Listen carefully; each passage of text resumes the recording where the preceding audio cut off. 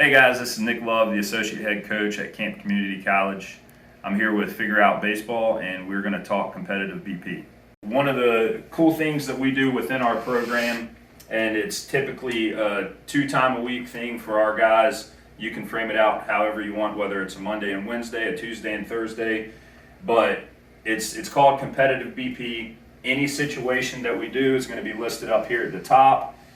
So for this day right here, we had 5 different segments within our batting practice, and at the very top, just for your information, on a little bit of the schematics behind it, we had 4 rounds of 4, round of 3, round of 5, round of 4, and a round of 4. This is a coach pitch BP. You can manipulate it any which way that you'd like. So you can go fastballs for every round. You can break it up fastball, breaking ball. Like I said, any which way you would like to manipulate it to get the most out of it. There's a lot of freedom behind this. So for this particular day, we had our first round being a round of 4, and we were just telling guys, look, we want to catch a barrel. So if you caught a barrel, for instance, guy 1 here went 0 for 4, 0 for 4, 1 for 4, 1 for 4, so on down the line. Not a great sequence of events there for our guys. Round 1, we try to keep it pretty simplistic, just to kind of open the door for guys to get in a competitive environment. After that, we mark off the field so that right center and left center, we're going to stay middle of the field with everything. So this was a ground ball middle, telling guys we want to stay middle of the field and go ground ball middle. In this situation, it's going to be middle back. Middle infielders are playing back, and we're trying to pick up a run. Man on third base trying to pick up a run and get ourselves on the board. Once again, this is a situation that is just a situational time in the game where we're trying to score a run. GTG for us is gap to gap.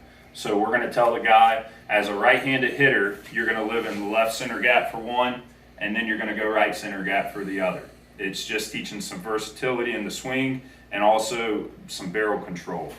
Like I said, with all this, it's getting tracked. Center oppo, as a right-handed hitter, you're going to aim for center field and over, and anytime you hit that location on a line with the barrel, you're going to get a point. Up here, middle field, and we're catching barrels with that. So the goal of competitive BP. Obviously, we kind of walked you through for what this day meant for us. Competitive BP is something that we like to throw at our guys as much or as little as we want. Like I said, typically 2 days a week is what we try to stay at with our players. Everything that we do day in and day out in our program, we try to keep it competitive. And what this allows us to do is track what guys are doing within our competitive BP setting. So all these numbers that are on this board then get moved over to an Excel sheet, and we can track that from a year-long process.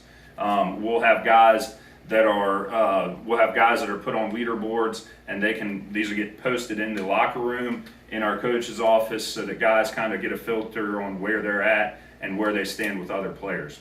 The great thing about this drill or this practice plan is that any of these different situations can get manipulated in whichever way that you want. So if we wanted to do a day where we're focusing only on bunting, so we can have a sack to first for 4, a sack to third for 4, drag, push, squeeze, whatever we would like to do. You can change this up any which way that you want, and when it goes back to tracking it, which for us, if it's important to us in our program, we want to track it and we want to measure it, okay?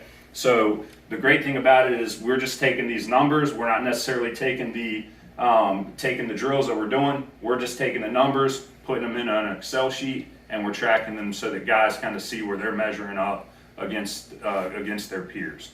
Last thing that I will add to this is another way that you can make this competitive within the drill itself. You can break guys up into teams. So these green little squigglies here kind of represent where guys were at on teams. We had 4 different teams that day.